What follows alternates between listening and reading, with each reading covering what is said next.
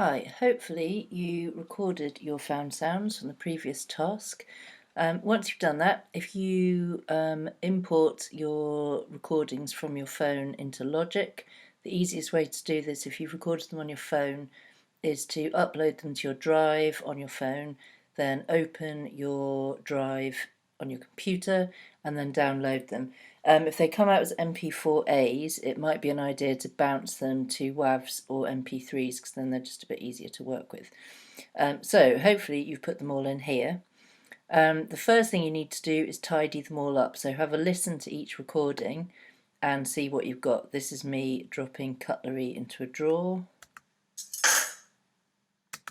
And if we make this bigger, you'll be able to see there's lots of unwanted sound. So I'm going to get this back to the beginning. I don't need this bit here.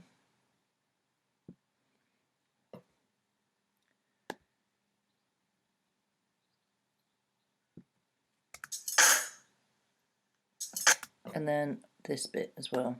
I don't know what that is. So I'm going to shorten my track and shorten my file. And I probably don't need this bit either.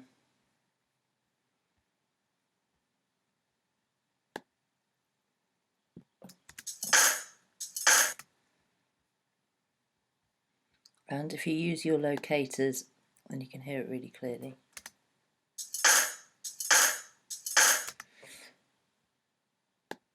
Can shrink that a bit more as well.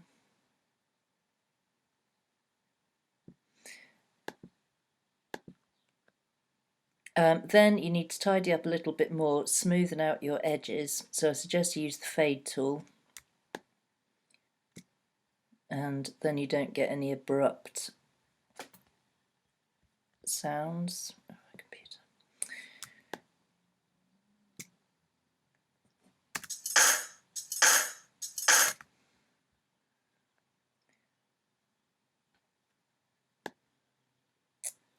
And then if you do that, I've done this with all of the others, but it's boring to watch someone doing it.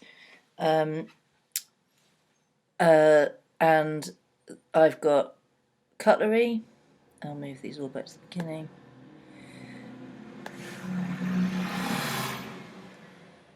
So, car going past.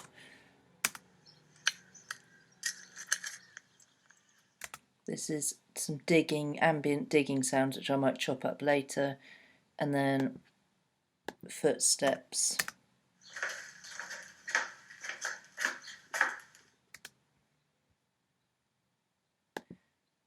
And running an outside tap.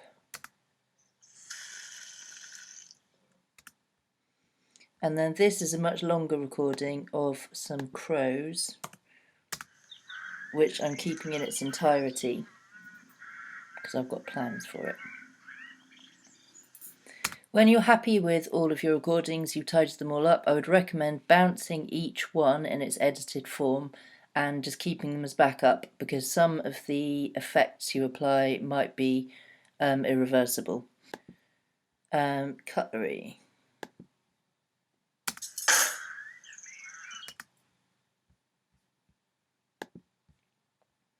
I'll leave a bit of a tail on. I've got the attack, it's quite a short recording, got the attack quite close to the beginning. If you go to your audio effects, I'm going to add some delay. And there's loads of different delays. I quite like tape delay.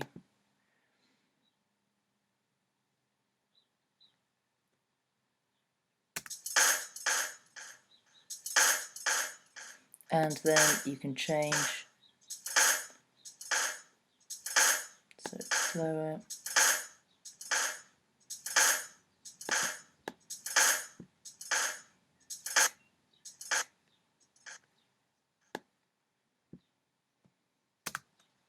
So it has more of a, you can change the rate. You can have more of the output, less of your original recording.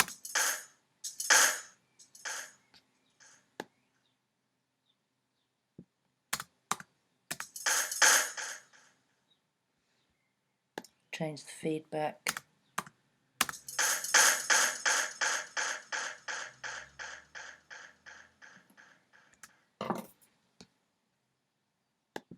Leave that on there. With the footsteps, I'd quite like them to sound like they are not in my living room. So pretty boring at the moment. I'm going to add some reverb.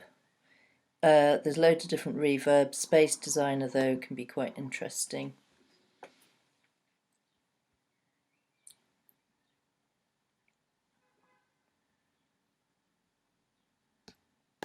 Right, shrink this a bit.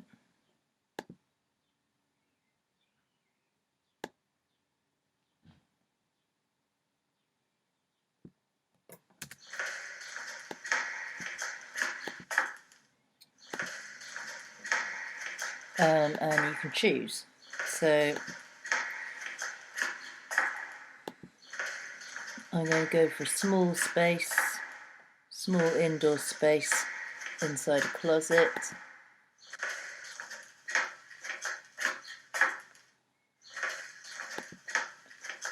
The room I actually recorded them was much bigger than a tiny little closet, so you can hear the difference. I might go to a medium space, an outdoor space, indoor space, maybe in a train station.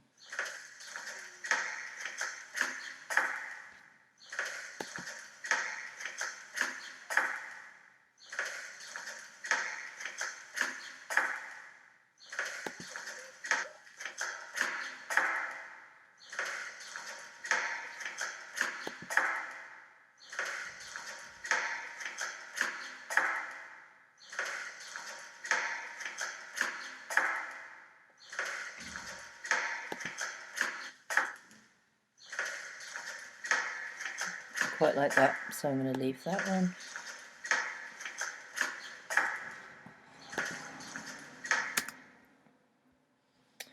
With my tap,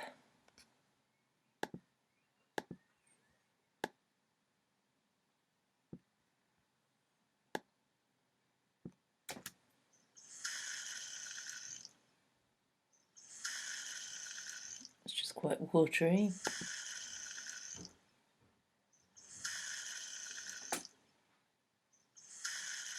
I'm going to time stretch it. So at the moment this is the length of it.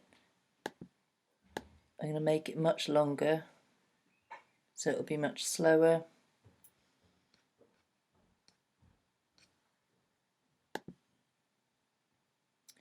Time stretch region length to locators, and it will just take this file and it's going to stretch it all the way to where I've asked it to stretch it. Convert and process. This is where you need to save your files beforehand just in case. And now it will sound very different.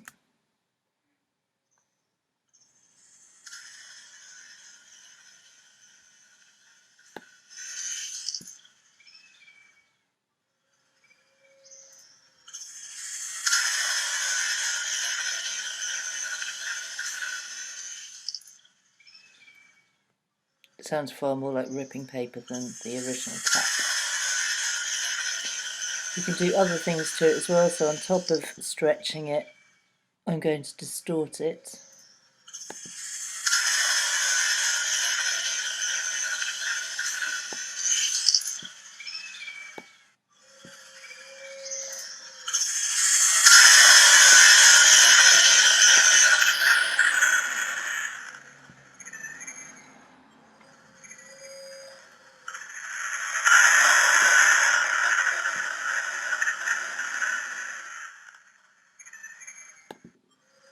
It's caught the end of a bird, which is quite weird at the end, but it works.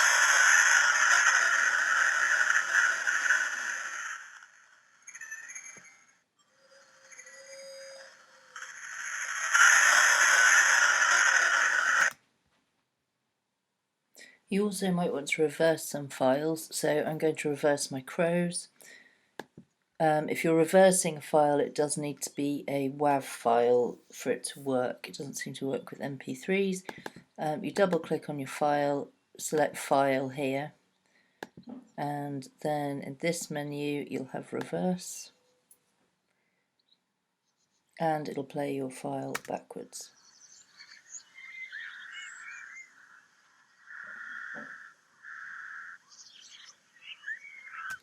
And then you can start putting your files together. You might want to save all of these. You might want to use some as rhythm. You might want to use some just as Atmos. It's completely up to you, but it's quite useful, particularly if you're wanting to create a drum kit of samples, because you can create your own, and then it means that your sound will be completely your own. Anyway, have fun with it.